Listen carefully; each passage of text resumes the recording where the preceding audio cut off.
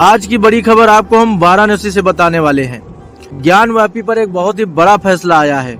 Court ने ज्ञानवापी तहखाने में पूजा की इजाजत दे दी है। डीएम 7 दिन में पुजारी नियुक्त करेंगे। 31 साल से वहां पर तहखाना बंद था, वहां पर पूजा भी बंद थी। ज्ञानवापी के व्यास जी तहखाने में व्यास परिवार को पूजा का अधिकार मिल गया है। 31 सालों से यानी 1993 से तहखाने में पूजा पाठ बंद था। बुधवार को वाराणसी जिला कोर्ट ने यह फैसला सुना दिया है। कोर्ट ने कहा है कि 7 दिन के अंदर व्यास परिवार पूजा पाठ शुरू कर सकता है। डीएम के निर्देश पर पुजारी भी नियुक्त किया जाएगा। इससे पहले जिला जज ने व्यास तहखाना खोलने का आदेश दिया था। इसके बाद 17 जनवरी को व्यास जी के तहखाने को जिला प्रशासन ने कब्जे में लिया था। डीएम ने तहखाने की चाबी अपने पास रखी थी। ज्ञानवापी के एसआई सर्वे की रिपोर्ट 25 जनवरी को देर रात सार्वजनिक की गई थी। उस रिपोर्ट के मुताबिक परिसर के अंदर भगवान विष्णु, गणेश और शिवलिंग की मूर्तियां मिली हैं। पूरे परिसर को मंदिर के स्ट्रक्चर पर खड़ा बताते हुए 34 साक्ष्य का जिक्र किया गया है। उस रिपोर्ट में मस्जिद परिसर के अंदर महामुक्ति मंडप नाम का एक शिलापट भी मिला है।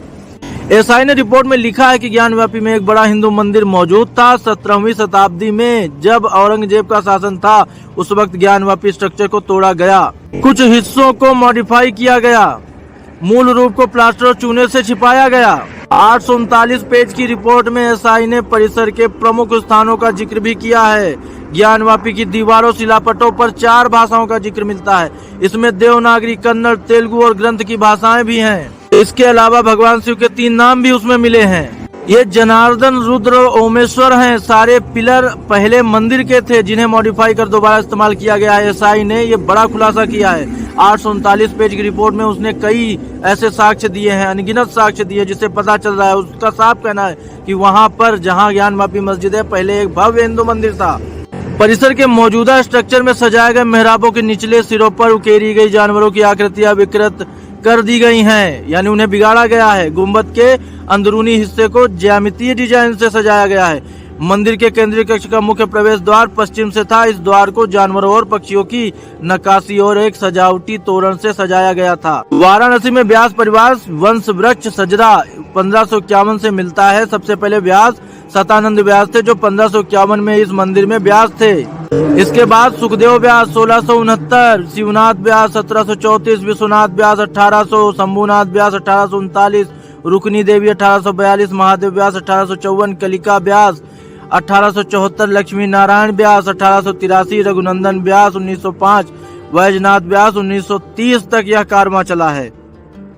वैजनाथ व्यास को कोई बेटा नहीं था, इसलिए उनकी बेटी राजकुमारी ने वंश को आगे बढ़ाया। उनके बेटे सोमनाथ व्यास, चंद्र व्यास, केदारनाथ व्यास और राजनाथ व्यास ने परंपरा को आगे बढ़ाया। सोमनाथ व्यास का देहांत 28 फरवरी 2020 को हुआ है। इनकी बेटी उषा रानी के बेटे शैलेंद्र कुमार व्यास ने 25 दिसंबर 2023 को वाराणसी कोर्ट में केस दायर किया था। उसमें उन्होंने व्यास जी के तहखाने में पूजा पाठ का अधिकार मांगा था। करीब 1 साल चले मुकदमे के बाद कोर्ट ने व्यास परिवार को पूजा पाठ का अधिकार दे दिया है।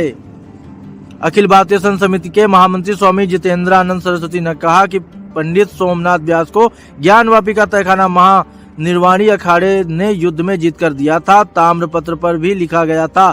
आज 31 साल बाद यहाँ पर पूजा का अधिकार मिलना बड़ी जीत है। ये एक बहुत बड़ी खबर है वाराणसी से। तो अभी के लिए इतना ही। जल्द मिलते हैं एक और बड़ी खबर के बड़े विश्लेषण के साथ। तब तक देखते रहिए।